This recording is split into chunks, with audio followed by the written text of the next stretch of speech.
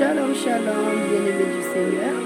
Bienvenue encore. Aujourd'hui, nous allons parler d'un extrait des paroles de Dieu. On va parler de réveil. L'une des clés que le réveil demande. Alléluia. On va parler de l'une des clés du réveil. Nous allons prier dans le nom de Jésus, vite fait. Père fidèle, dans le nom de Jésus, merci de nous conduire pendant ce temps et de convaincre nos cœurs de toute vérité et de nous libérer de tout ce qui n'est pas de toi. Saint-Esprit de Dieu, dirige les paroles, les mots, les phrases, dirige tout ce qui va sortir de ma bouche. Prends le contrôle de cet enseigneur depuis le début jusqu'à la fin. Que ton Saint-Esprit, Jésus-Christ, se repose sur moi et qu'il me conduise à dire la parole selon ton cœur. À toi seul l'honneur ainsi que toute la gloire, au nom puissant et précieux de Jésus-Christ, Fils de Dieu. Amen. Et la parole, nous allons prendre dans Actes des Apôtres, chapitre 1er. On parle tous de cette verset de toute façon. C'est le temps, c'est la saison, c'est le moment. Donc, on va parler de cette verset aujourd'hui. Actes des Apôtres, chapitre 1er, à partir de verset 2 jusqu'à 4. Et le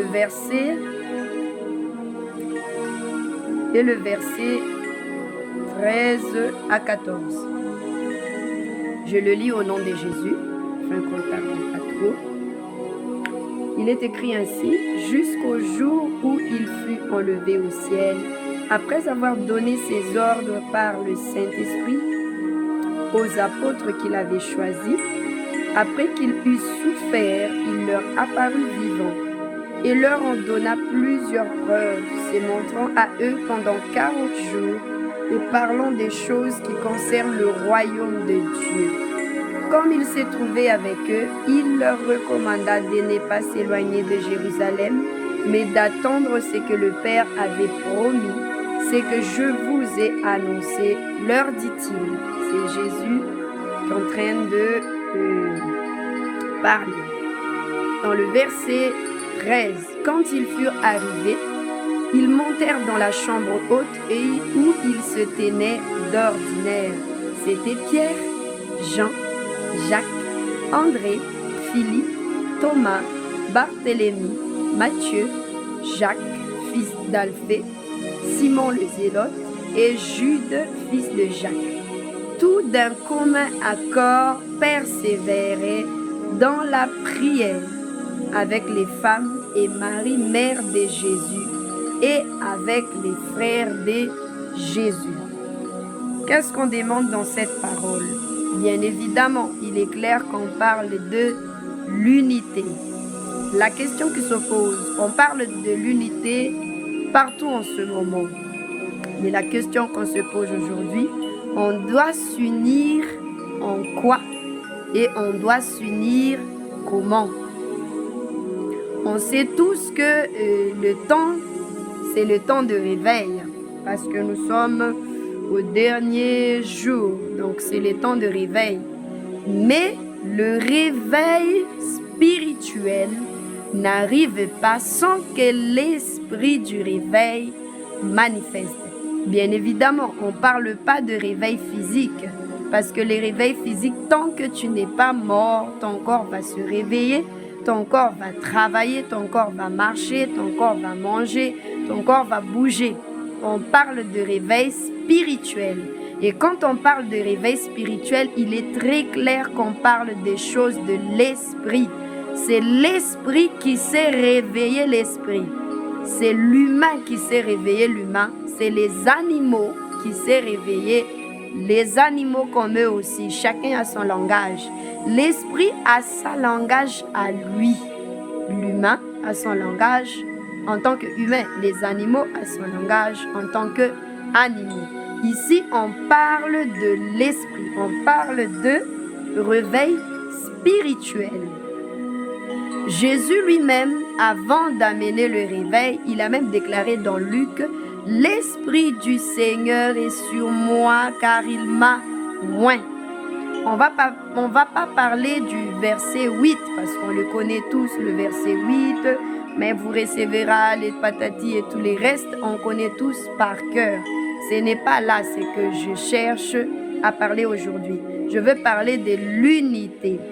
Il y avait de temps, pendant 3 ans, Jésus avait choisi des disciples qui doivent marcher avec lui. Il a besoin de ces 12 disciples qu'il avait choisis. Il y en avait un qui était sorti au milieu de leur marche. On le connaît déjà, le Judas Iscariote. On le connaît déjà qu'il était sorti de la marche pendant leur voyage avec Jésus. Mais après, Jésus l'a changé, c'est-à-dire a choisi un autre pour compléter sa place. Mais pendant ces 3 ans que Jésus a marché avec les disciples, ils avaient chacun leur tête, chacun leur caractère, chacun leur connaissance, chacun leur professionnalité, leur professionnalisme, je ne sais pas si c'est le mot français. Chacun avait sa compétence, chacun avait ses expériences. On connaît tous, celle-là, je relève Pierre parce que c'est le plus célèbre dans cette histoire. Il y avait Pierre qui était pêcheur, qui pêche les poissons, ainsi que tout ce qui est dans la mer. Je ne sais pas s'il pêche les sirènes aussi, mais bon, il pêche les poissons. Et Pierre, il était professionnel dans le domaine de la pêche. Regarde bien, Jésus a choisi chaque personne qui avait leur personnalité. Pourquoi il n'a pas choisi quelqu'un qui était pareil? Pourquoi il n'a pas choisi que le pécheur pour marcher avec lui? Mais il a choisi des personnes différentes. Il a choisi des mentalités différentes. Il a choisi de quelqu'un qui avait une mode de vie différente. Il a choisi quelqu'un qui avait une façon de vivre différente. Il avait choisi quelqu'un qui travaille différent. Ils n'ont pas tous le même travail. Il y en a qui étaient docteurs, il y en a qui étaient aux impôts, il y en a qui étaient, pêcheurs, il y en a qui étaient... Chacun avait leur fonction et Jésus les a choisis. Les 12 disciples, c'est l'image de chacun de nous en ce moment. Il se peut que chacun de nous ne sommes pas bêtes. Il se peut que chacun de nous, on a tous nos expériences, on a tous nos compétences. Il se peut que chacun de nous, on a tous nos connaissances que nous avons eues quelque part, que nous avons reçues, entendues quelque part.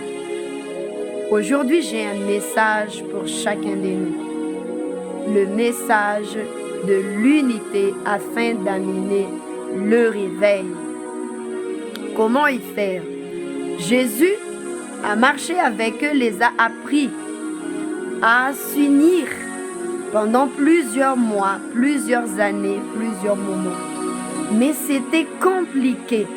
Face à la capacité humaine, s'unir, c'est impossible. À la capacité humaine, s'unir comme la Bible demande, ce n'est pas possible. C'est pour cela qu'on parle de réveil spirituel. Donc, on parle de choses de l'esprit. Et les choses qui se passent pendant 3 ans, Jésus était avec eux. Ils n'arrivaient pas à s'unir. L'autre critique l'autre avec Jésus, avec l'autre ami, avec l'autre personne. L'autre abaisse l'autre. L'autre dénigre l'autre.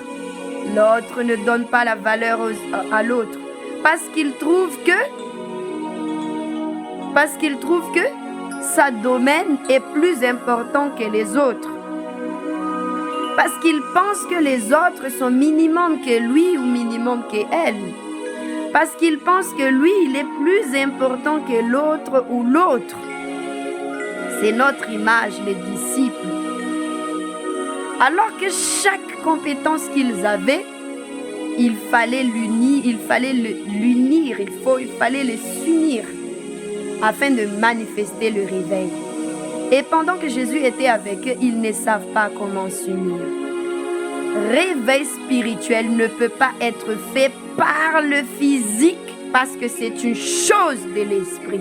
On parle de l'esprit mais pas de physique. C'est pour cela que j'aimerais faire appel à quelqu'un aujourd'hui, à ceux qui entendent, à ceux qui est convaincu. Unissons-nous. Comment s'unir à travers cette parole?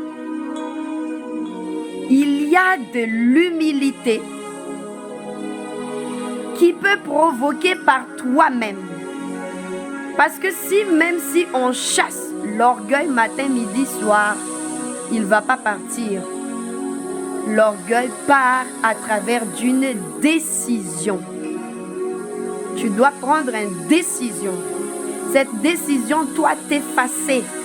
La décision que tu prends doit t'effacer toi-même.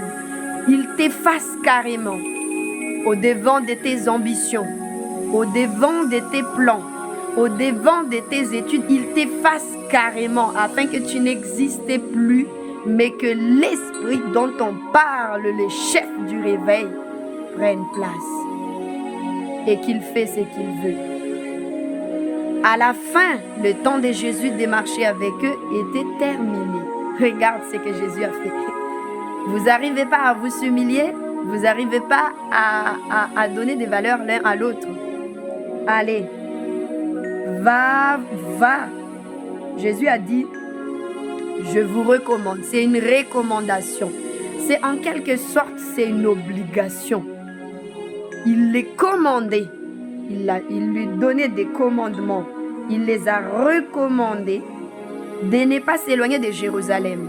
Le Jérusalem qu'on parle ici, c'est le symbole de temple de Dieu. Dans l'Apocalypse, on parle beaucoup de Jérusalem nouvelle, Jérusalem nouveau que Jésus va installer, ainsi de suite. Et on peut parler aussi dans le psaume de Jérusalem qui parle d'un endroit ou qui parle des cœurs aussi. Ici, le Jérusalem que Jésus a envie de dire, c'est le symbole de temple de Dieu qui est la chambre haute. Il a dit quoi? Où est-ce qu'il dit ça? Dans le verset 14, il a dit, tout d'un commun accord, persévérer dans la prière avec les femmes et Marie, mère de Jésus, et avec les frères de Jésus. Comment ils sont arrivés à persévérer de même accord? Parce qu'ils ont pris la décision de s'effacer. Parce que si Pierre voulait encore rester dans sa position, et ce n'est pas vous qui m'avez appelé, moi j'ai bien entendu, Jésus m'a appelé, j'étais au bord de la mer là-bas, Jésus m'a appelé, il m'a dit, je vais te faire pêcheur des âmes, désormais. L'autre aussi a dit, Jésus aussi m'a appelé afin de faire ceci. L'autre aussi, chacun de nous, nous sommes tous appelés, c'est ça les soucis. L'appel consiste à quoi? L'appel consiste à faire la volonté du Seigneur. L'appel consiste à nous unir. Regarde, tant qu'ils sont restés dans leur garde, ils sont restés, oui, moi je suis. Ils n'ont pas tort. Personne n'avait tort, mais ce n'était pas comme ça les moyens que le Saint-Esprit prenne le contrôle. On prie tous que le Saint-Esprit prenne place. On prie tous que le Saint-Esprit manifeste les réveils. On prie tous que le Saint-Esprit prend le contrôle. Mais comment le faire? Regarde bien. Jésus leur donnait des recommandations et ils ont écouté. Aujourd'hui aussi, il y a une recommandation que Jésus nous donne, comme il a fait avec les disciples. Parce qu'on ne s'entend pas, on n'arrive pas à s'unir. Oblige-toi, c'est une obligation. Sans moi, le réveil n'y est pas. Et sans toi, le réveil n'y est pas. On doit tous manifester cet réveil. Alléluia. Désolée, il y avait une petite coupure. Donc, je ne sais pas où est-ce qu'on était arrêté. On doit tous faire tomber, abandonner nous-mêmes. Amen. Afin que le Saint-Esprit prenne place. Alors, qu'est-ce qu'ils ont fait? Jésus a trouvé les bons moyens. Puisqu'ils étaient tous intelligents, ils étaient tous futés, ils étaient tous... personne n'était bête. Ils étaient tous intelligents, mais ils ont oublié que Jésus est le plus intelligent de toute intelligence. Qu'est-ce qui s'est passé? Jésus a dit, il faut que vous tous là, vous enfermez dans une seule pièce. Là-dedans, dans cette pièce, ils vont se supporter l'une et l'autre. Là-dedans, dans cette pièce, ils vont se connaître l'une et l'autre. Et qu'est-ce qui s'est passé? Ils se sont mis dans cette pièce de Jérusalem. Il était en Jérusalem, cette pièce. Et cette pièce, c'était dans la chambre haute. Ce n'était pas seulement dans une chambre quelconque, mais dans la chambre haute. Pourquoi la Bible nous a bien déterminé, nous a bien expliqué, nous a bien dit qu'ils étaient dans la chambre haute, parce qu'il y a des dimensions qu'il faut atteindre afin que l'esprit manifeste le travail de ce réveil. Déjà depuis les temps d'avant, c'est Dieu qui a dit « J'arracherai le cœur de pierre en vous et je vous donnerai un esprit nouvel. » Et quand Jésus était venu, Jésus encore, il a répété ce que le Père avait dit. Il lui-même, il a dit « Personne ne peut venir vers moi sans avoir été ramené ou visité par l'Esprit du Père. » Et dans ces temps de la fin, on ne peut pas faire le travail différemment du travail que Jésus a déjà fait. Donc, c'est le Saint-Esprit qui réveille l'esprit. C'est le Saint-Esprit qui ramène l'esprit vers Jésus afin qu'il soit sauvé, afin qu'il soit libéré de toutes les servitudes et des liens qui le gardent. Et qu'est-ce qui se passe dans cet verset? Il a dit dans le verset 13, « Ils montèrent dans la chambre haute où ils se tenaient d'ordinaire. » Tant qu'on ne rentre pas tous dans la chambre haute, on reste ordinaire. Pourquoi, quand on rentre dans la chambre haute, on sort dedans, on devient extraordinaire? Parce que notre moi, notre orgueil, notre nous doit disparaître. Il disparaîtra. C'est dans la chambre haute qu'il y a des choses qui se passent pour faire disparaître le moi. Et cette chambre haute, c'est la présence de Dieu vivant. Alléluia. Alléluia. Et dans la chambre haute, la parole nous dit, pourquoi j'ai parlé d'orgueil? Parce que la parole nous dit, tout d'un commun accord, persévérer dans la prière.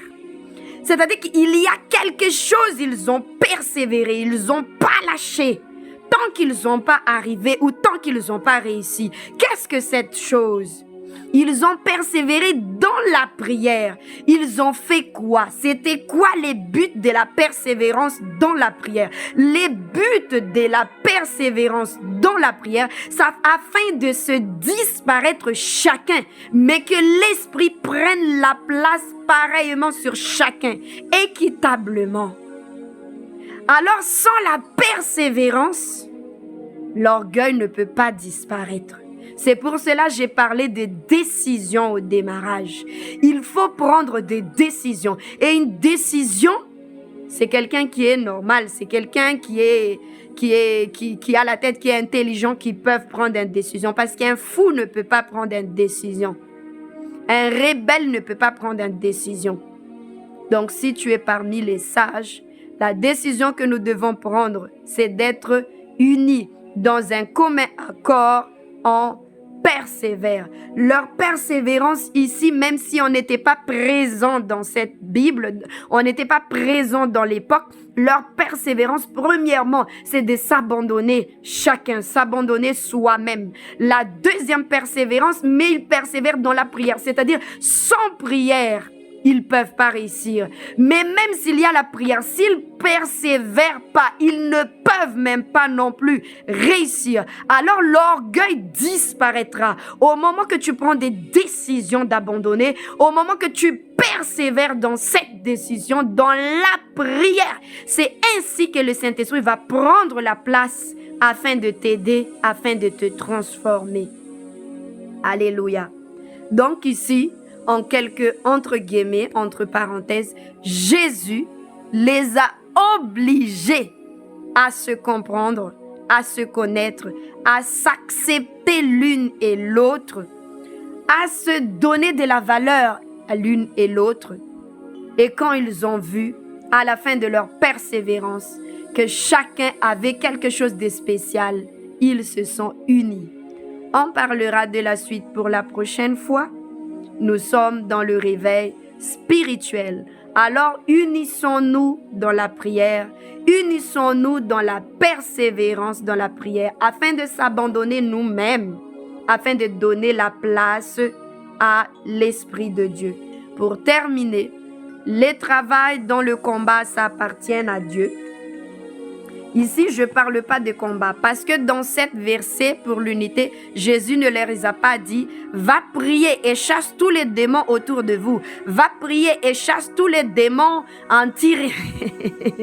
les démons anti-réveil.